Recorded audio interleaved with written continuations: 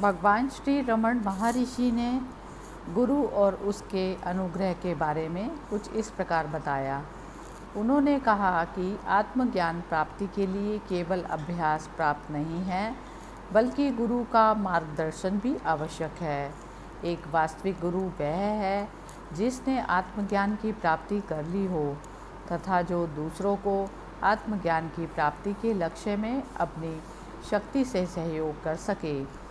भगवान श्री रमण महर्षि अक्सर कहते थे कि ईश्वर, गुरु एवं आत्मा एक ही है। व्यक्ति के रूप में गुरु ईश्वर के समान है और प्रत्येक साधक के हृदय में वह आत्मा है, क्योंकि वह बाहर और भीतर दोनों ओर ही है। बाह्य गुरु उपदेश देता है तथा अपनी शक्ति से भक्त को आत्मा पर केंद्रित करने की सामर्थ्य देता है, जबकि भीतर का गुरु भक्त के मन को उसके स्रोत पर वापस खींचता है तथा उसे आत्मा में विलीन करता है। भक्त ने एक बार भगवान श्री रमण महर्षि से पूछा, गुरु अनुग्रह क्या होता है और यह कैसे आत्मज्ञान तक ले जाता है। इस पर श्री रमण महर्षि कुछ इस प्रकार कहते हैं कि गुरु आत्मा है। एक आदमी अपने जीवन में कभी असंतुष्ट हो जाता है, उसके पास जो रहता उसमें संतुष्ट नहीं होता। अपनी इच्छाओं की पूर्ति के लिए वह ईश्वर से प्रार्थना करता है। मन के शुद्ध होने पर वह सांसारिक इच्छाओं की पूर्ति की तुलना में ईश्वर प्रेम की ओर आकर्षित होता है। तब गुरु का अनुग्रह प्रकट होना आरंभ होता है।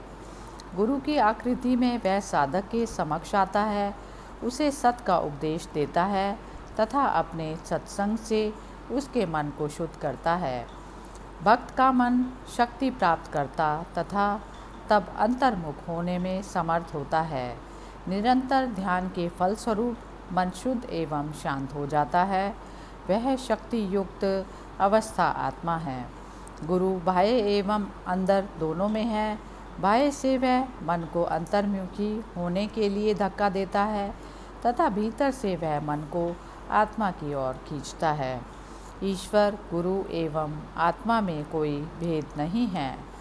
भक्त पूछता है कि गुरु की प्राप्ति कैसे की जाए। इस पर श्री रमण महर्षि बताते हैं, ईश्वर जो सर्वत्र है, प्रिय भक्त पर अनुग्रह करके उसकी परिपक्वता के अनुसार प्रकट होता है। भक्त सोचता है कि गुरु एक व्यक्ति है और वह शरीर के संबंध को महत्व देता है, किंतु गुरु जो आत्मा या ईश्वर है, उसके त्रुटि को सुधार कर सही मार्ग तब तक दिखाता है जब तक कि वह अपने भीतर आत्मबोध प्राप्त नहीं कर लेता।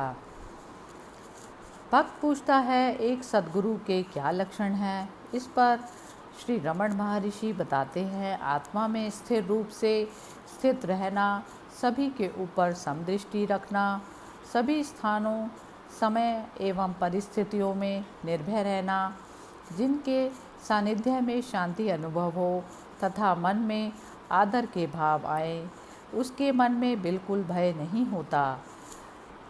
भक्त पूछता है, अनेक आध्यात्मिक गुरु हैं जो विभिन्न पथों का उपदेश देते हैं, व्यक्ति को उनमें किसे गुरु चुनना चाहिए। इस पर भगवान कहते हैं, उसका चुनाव करें जिससे शांति मिलती है। भक्त पूछता है, गुरु अनुग्रह के चिन्ह क्या है। इस पर भगवान कहते हैं, यह शब्दों एवं विचारों के बाहर है। भक्त पूछता है, यदि ऐसा है तो यह कैसे कहा गया है कि गुरु अनुग्रह से शिष्य अपनी वास्तविक अवस्था का अनुभव करता है।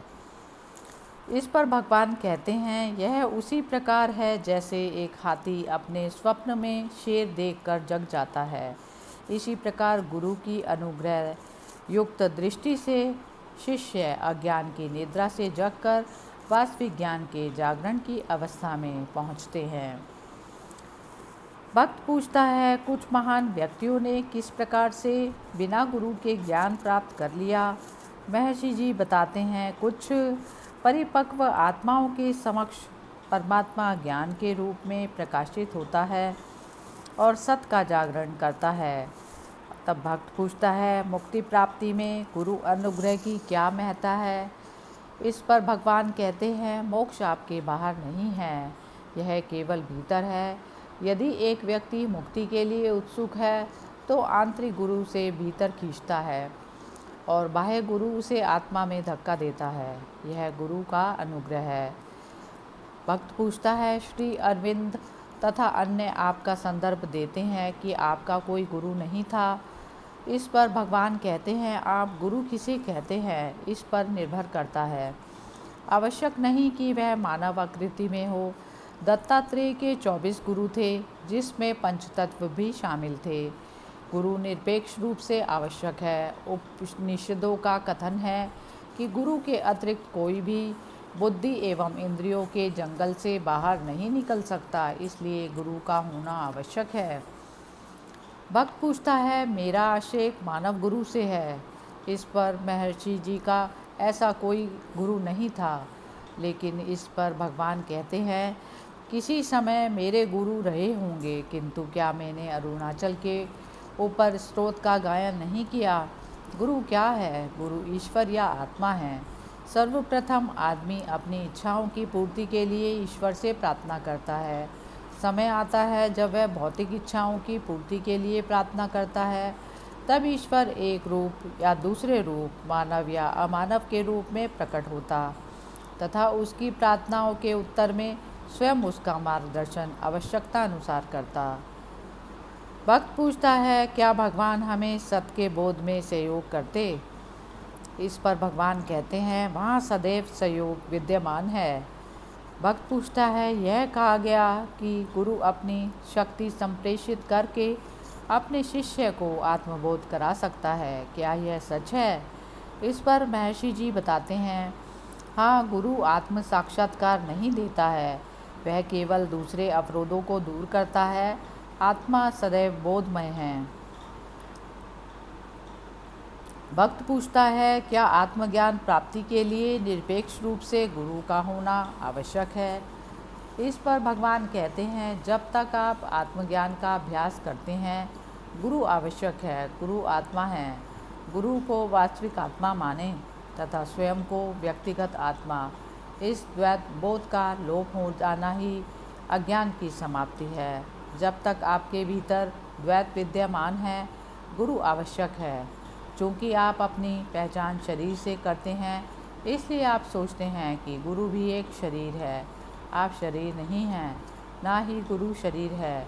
आप आत्मा हैं और गुरु भी आत्मा है। इस ज्ञान की प्राप्ति आत्मबोध के द्वारा होती है।